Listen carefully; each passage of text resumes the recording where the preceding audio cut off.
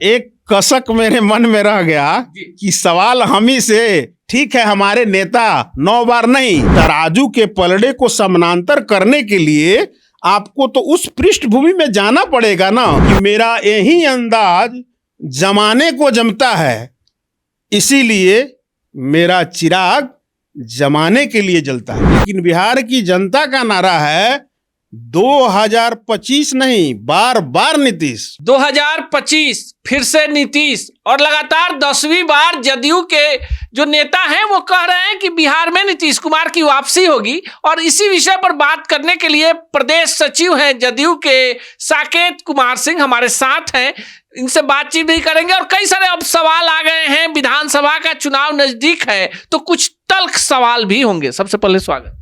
बहुत बहुत धन्यवाद आपका। सीधे सीधे बीजेपी ने भी मान लिया 2025 नीतीश। क्या जादू है नीतीश कुमार का? कोई दूसरा नेतृत्व नजर नहीं आता?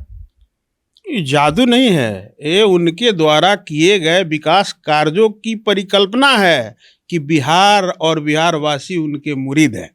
एक लाइन में जैसे आपने क्वेश्चन किया, एक लाइन में इसका यही उत्तर है कि नीतीश कुमार के विकास। और 2025 फिर से नीतीश, तो ये एनडीए का नारा है, लेकिन बिहार की जनता का नारा है 2025 नहीं, बार बार नीतीश। बार बार नीतीश, बिल्कुल। अच्छा, एक बड़ा साकेत सिंह जी, एक बड़ा सवाल मीडिया में भी उमड़ घुमर रहा है, विरोधी भी इस चीज को मानते हैं कि नीतीश कुमार का जो कार्यकाल रहा, लगातार 9 बार नीतीश कुमार रहे, बीच में जीतन राम मांझी के अगर कार्यकाल की बात छोड़ दे तो एक बिहार के एक आम आदमी के नजर से आपको नहीं लगता कि बाद का जो कालखंड था वो नीतीश नजर नहीं आए, जो नीतीश 5 से 10 के बीच में नजर आए? देखा जाए, नीतीश कुमार जिस व्यक्तित्व का नाम है, बार बार हम कहने का कार्य करते हैं और आम नागरिक बन के आज कहने का काम कर रहे हैं, बिहारवासी बन के। हम पार्टी की बात नहीं कर रहे हैं कि मैं आदरणीय नीतीश कुमार जी के कार्यकर्ता और सिपाही होने के नाते, एक बिहारवासी होने के नाते बिहार के किसी भी व्यक्ति से जो सच्चा है और जिसमें एनालिसिस करने की क्षमता या कैपेबिलिटी है, उससे आप पूछिएगा कि भैया नीतीश कुमार जी 2005 के बाद, वो कितना दिन का कार्यकाल किसका था, कितना दिन में क्या हुआ, ये सब नहीं, 2005 के बाद और 25 चुनाव के पैदान पे हम लोग खड़े हैं।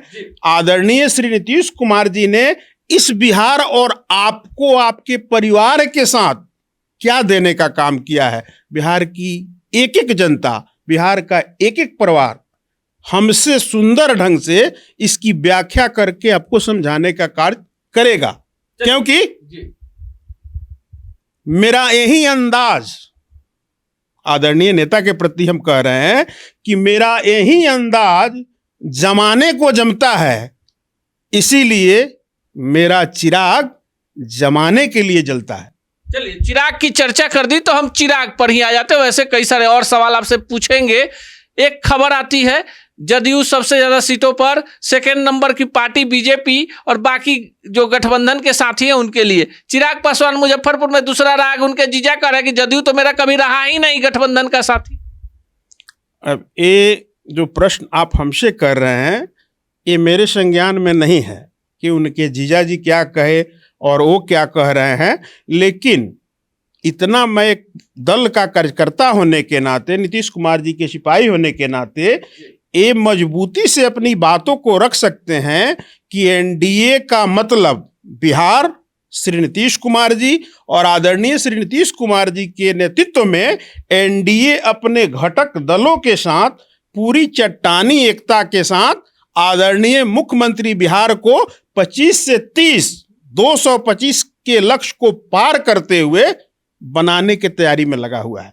इसीलिए आप लोगों से विनम्र अनुरोध है कि आप लोग उन चीजों पे ध्यान आकर्षित मत कीजिए जिसमें कोई न लाभ है न कोई मसाला है। बिहार क्या कर रहा है, एनडीए क्या कर रहा है, और आदरणीय नेता ने प्रतिदिन इस बिहार के लिए, कोई ऐसा दिन बाकी नहीं है कि कुछ करने का कार्य नहीं कर रहे हैं। हमारे हिसाब से इस पे तवज्जो आप लोग देने का कार्य करेंगे, इससे बिहार की जनता को ज्यादा सुकून मिलेगा। लेकिन सियासत में न रिश्ते भूले जाते हैं, न अपमान और न सम्मान। जो जदयू बिहार में सिंगल लार्जेस्ट पार्टी हुआ करती थी, 2020 में चिराग पासवान के चलते वो पार्टी 50 से नीचे सीटों पर आ जाती है। भले नीतीश कुमार और चिराग पासवान एक साथ दिखें, पर पार्टी लाइन पर आप भी पार्टी के काफी वर्षों से जुड़े हुए हैं। नहीं लगता है कि कहीं ना कहीं जदयू में वो कसक है और 2025 में जदयू अपना एक भी सीट चिराग के लिए नहीं छोड़ने को तैयार है? देखा जाए, सबसे पहले टिकट की जहां तक बात आती है, सीट शेयरिंग की जहां तक बात आती है, वहां हम लोग क्या है, कार्यकर्ता का काम टिकट बंटवारा सीट बंटवारा नहीं है। जैसे सिपाही का काम है कि सेनापति का आदेश का पालन करना, मैदान में एनडीए का जो भी कैंडिडेट जहां से भी बन के जाएगा, हम लोग सिपाही होने के नाते पूरे ऊर्जा के साथ उस कैंडिडेट को जिता के पुनः विधानसभा के मंदिर में भेजने का काम करेंगे। इसके अलावा दाहिने और बाएं हम लोग को न देखना है, न देखने की जरूरत है। लेकिन साकेत सिंह भी पिछले इंटरव्यू में आपने कहा कि हम लोग 243 लड़ रहे हैं, भले हमारे गठबंधन के लोग लड़ रहे हो, लेकिन 243 पर नीतीश कुमार लड़ रहे हैं, 243 पर जदयू लड़ रही है। नहीं, एक ऐसा हमने बिल्कुल नहीं कहा था। हमने कहा था कि हमारी तैयारी वो सारे दल करते हैं, हमारी तैयारी 243 विधानसभा पे बिल्कुल है, क्योंकि ये स्वाभाविक है कि 2005 से जब हमारे नेता आदरणीय श्री नीतीश कुमार जी ने बिहार की बागडोर संभाला, तब से और आज तक कोई ऐसा विधानसभा नहीं है, कोई ऐसा जिला नहीं है जहां जदयू का संगठन धारदार और मजबूत नहीं है। उसके अकॉर्डिंग हमने ये बात कही थी। बाकी 243 मतलब हमने पूर्ण एनडीए की बात कही थी कि वहां से हम लोग का लक्ष्य है कि 225 से अधिक सीट जीत के हम लोग पुनः अपने नेता को, आधुनिक बिहार के शिल्पी को, जिसको विकास पुरुष के साथ साथ आधुनिक बिहार के निर्माता कहा जाता है, नीतीश कुमार जी को पुनः बिहार की बागडोर देना, हमने ऐसा कहा था। चलिए साकेत सिंह जी, आपको लगता है कि जदयू में आंतरिक लोकतंत्र है, कार्यकर्ताओं को, समर्पित कार्यकर्ताओं को पार्टी इस बार चुनाव में मौका दे सकती है? देखिए, हर दल का अपना अपना एक संविधान होता है। जहां तक जदयू की बात है, और जितना दिन से मैं जदयू को जानता हूं, 2009 से, जदयू एक ऐसी संवैधानिक दल है जिसका अपना संविधान डिसिप्लिन में रखते हुए वो हमेशा से अपने कार्यकर्ताओं को ही महत्व देने का काम करती है। और ये कहने का बारंबार हर मंच पे जदयू ये कहने का कार्य करती है कि कार्यकर्ता हमारे पार्टी के पीठ की रीढ़ हैं, रीढ़ की हड्डी है। क्योंकि हम लोगों को ऐसे दूरदर्शी सोच के नेता के नेतृत्व में काम करने का अवसर मिला है। हम लोग अपने आप को गौरवान्वित महसूस करते हैं जब सजते हुए बिहार के नज़ारा को देखते हैं, तो हम लोग का सीना गर्व से चौड़ा हो जाता है कि हम आदरणीय नीतीश कुमार जी के सिपाही हैं और कार्यकर्ता हैं, जिन्होंने एक उजड़े हुए बिहार को सजा के गुलिस्ता बनाने का काम किया है। चलिए, नीतीश कुमार ने सजाकर गुलिस्ता बनाने का काम किया है, और उस गुलिस्ता में एक फूल कभी उपेंद्र कुशवाहा भी हुआ करते थे। कल मिलर स्कूल में उपेंद्र कुशवाहा ने खुलेआम कहा कि नीतीश कुमार को अपने बेटे निशांत कुमार को लाना चाहिए, नहीं तो जदयू समाप्त हो जाएगी। अब देखिए, आप जदयू के कार्यकर्ता हैं, आपके सर्वमान्य नेता नीतीश जी हैं, आज चिंता उपेंद्र कुशवाहा जी को। देखा जाए, इसको इस परिप्रेक्ष्य में भी तो लिया जा सकता है। माननीय उपेंद्र कुशवाहा जी हमारे घटक दल के एक सहयोगी हैं, दल के सर्वमान्य नेता हैं।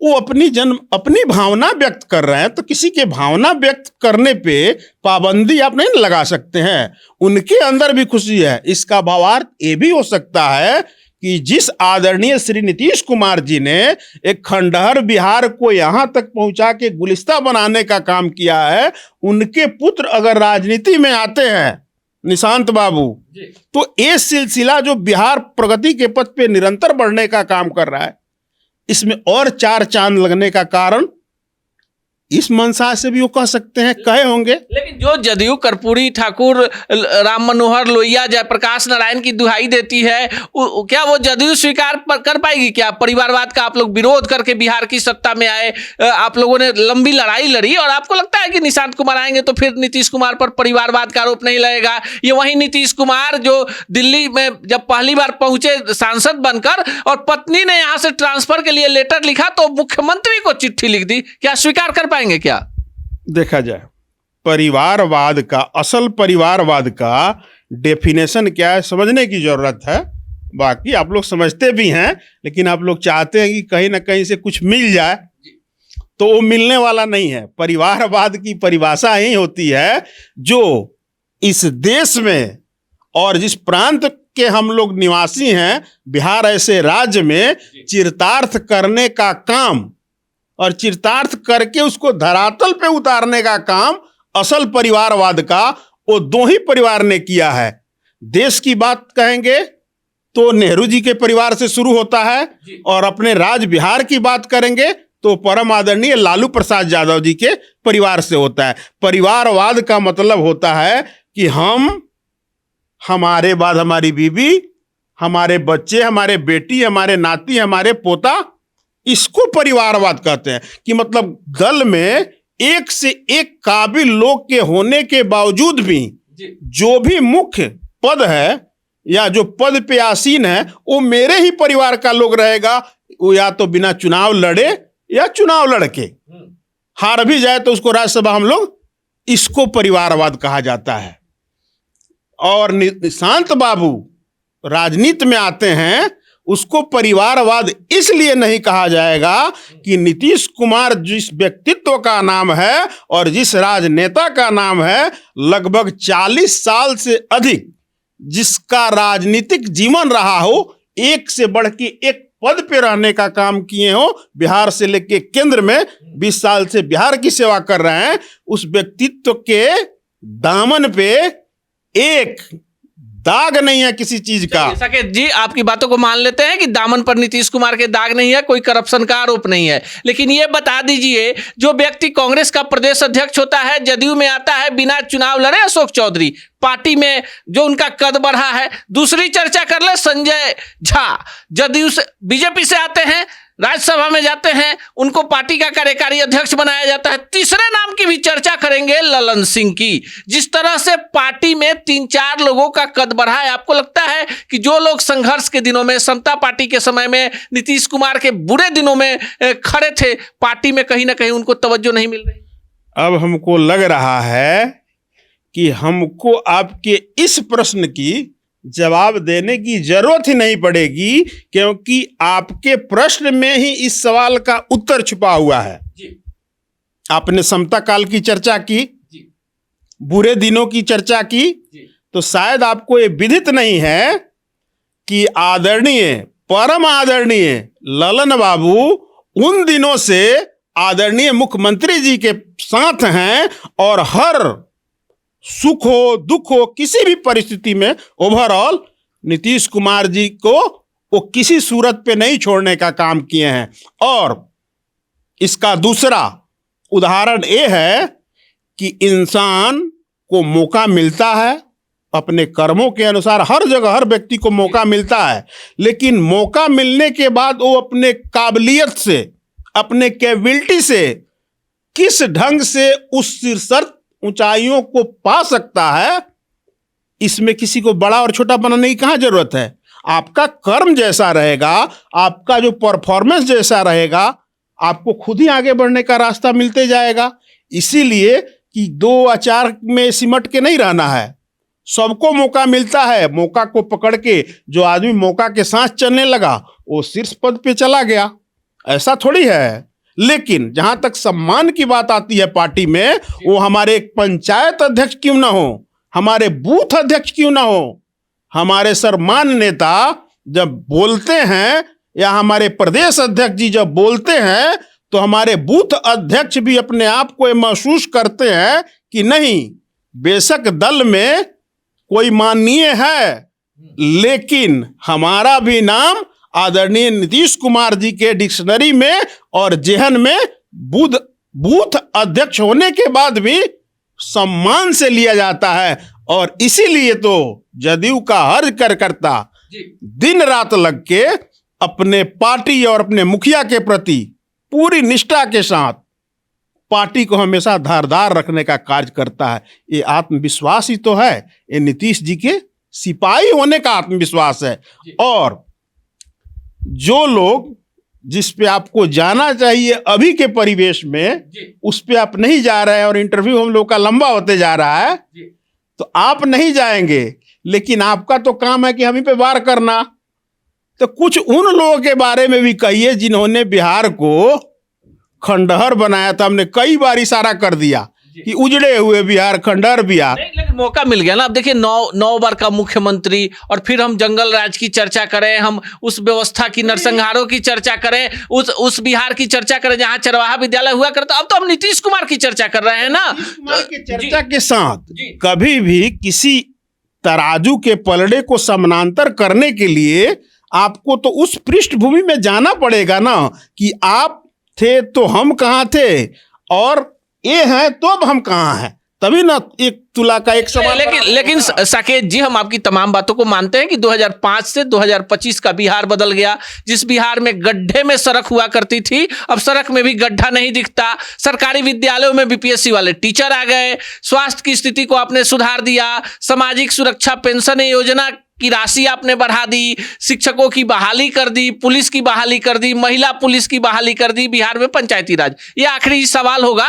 लेकिन हम आपसे ये जानना चाहेंगे, कोई व्यक्ति जब बेहतर काम करता है तो अपेक्षा उसी से होती है। तो हम भी तो चर्चा वही कर रहे हैं ना कि जिस नीतीश कुमार को बिहार की जनता ने 9 बार मौका दिया, उसी नीतीश कुमार से ना सवाल होगा।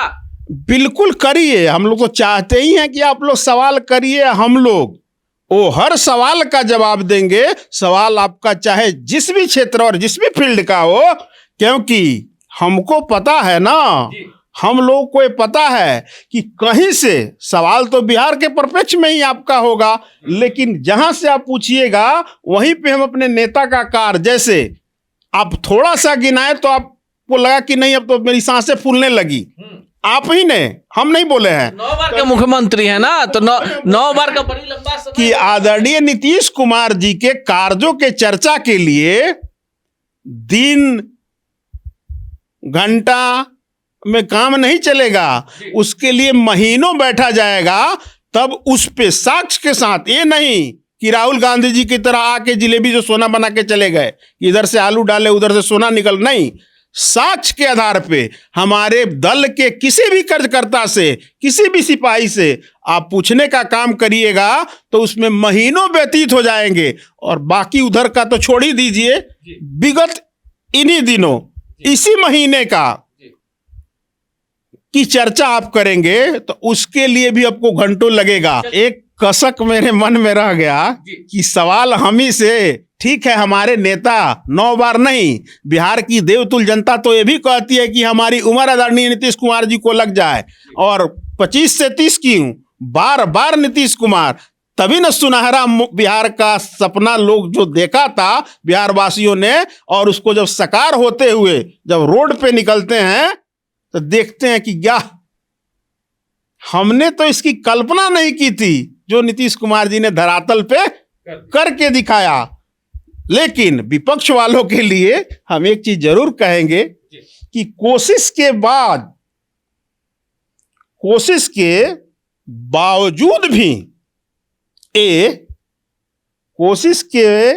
बावजूद भी ये इल्जाम रह